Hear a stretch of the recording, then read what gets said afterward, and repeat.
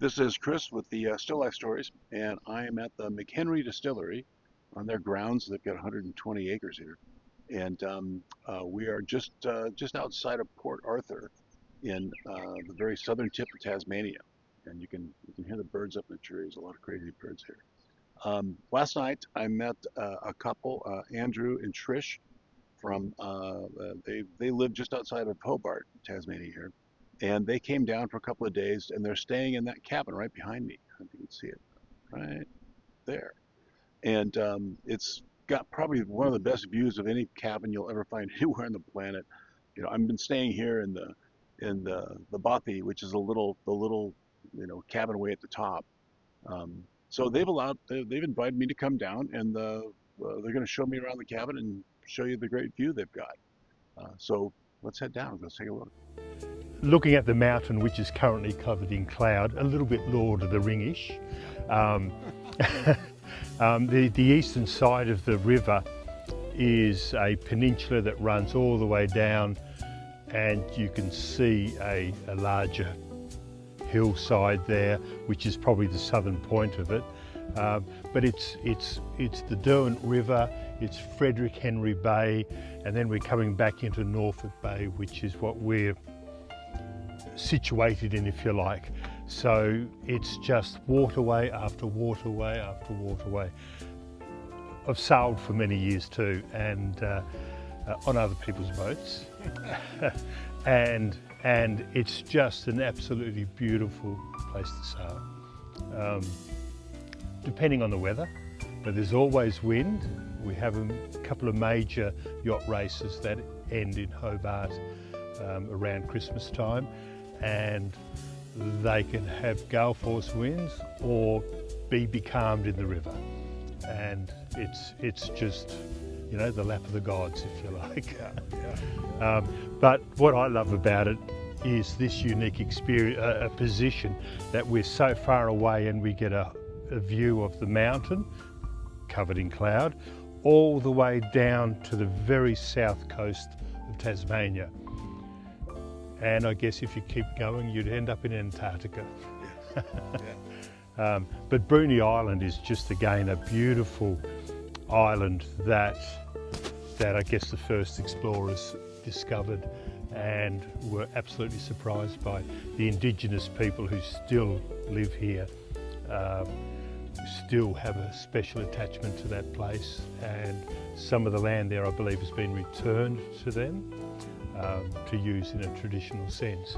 But it's just really, it's a real gift to live here, and it's one we love keeping a secret. I won't tell anyone, I promise. So how was the view here last night? Well, so last night when the cloud came over, we lost a bit of the view, so then we got the spotlight out and we just looked around, and we saw a couple of wallabies or potoroos just hopping around and enjoying the grass. The stars up here. There were a few stars, yes. We did see the Southern Cross, we did see the Hunter, we did see Orion's Belt, so they were gracing the skies last night. Yeah. I think the views up here are probably some of the best views I've ever seen anywhere. Well, there's no light. There's no light pollution, so what you see isn't hidden by light. The mountain had, I could see a car driving down the road from the top of the mountain. You just see the headlights in the distance, but there wasn't much activity there either, was there? So, it's peaceful. It is. It's beautiful. Yeah. Show me the camera. All right. You go. All right. Okay. So it's me, is it? All right. You have the gift of the cab. Well, knowing that you were coming. You've got a telescope. Yes, we didn't use it. I should have used it the first night when it was really clear, but that was what a great thing to have. We put the wood heater on because we knew that you enjoy, being from Texas, you enjoy warm weather. and these little things are really cool. Aren't they? Aren't they? And we did get it working last night, so we realised that it is heat sensitive. So the hotter it gets, the more it starts to blow. But yes, just a really nice lounge. Also nice that there's no internet access, so we're not watching YouTube or Netflix or Prime or any of the others.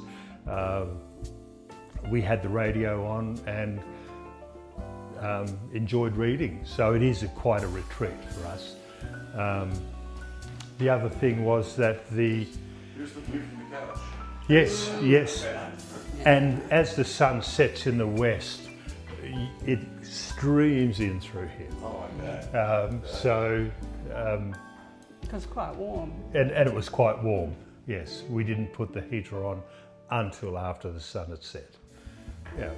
You got a full kitchen. You have It is a espresso full. machine. It is a full kitchen. It is an espresso machine which we've used a number of times. We didn't use the air fryer because we don't have one and we don't actually know how to use an air fryer. And this is a microwave and an oven, so that was quite an interesting experience to use it as one or the other. Dishwasher ready to go on just before we leave. They had, what did they have for us in the fridge? Croissants. They had croissants for us in the fridge and they're gone now. And the butter. And the butter as well. The butter is really something. Yes, yes. Really nice layout, so it's not large, it's really practical. Yeah. It's all completely off the grid. And it's solar powered. Then we take you to this part of the house It's very messy now. is just that hopefully that's clean, reasonably clean in here. Wow, beautiful. Yeah, it's very. And an unmade bed, but The skylight up here. and a that was skylight, pretty- that was and specky. certainly we did watch some stars out of the skylight. Yeah, Yeah, it was really Wow. an yeah, experience. The it skylight. really was. I And then you think. start to think, perhaps we should get a skylight at home.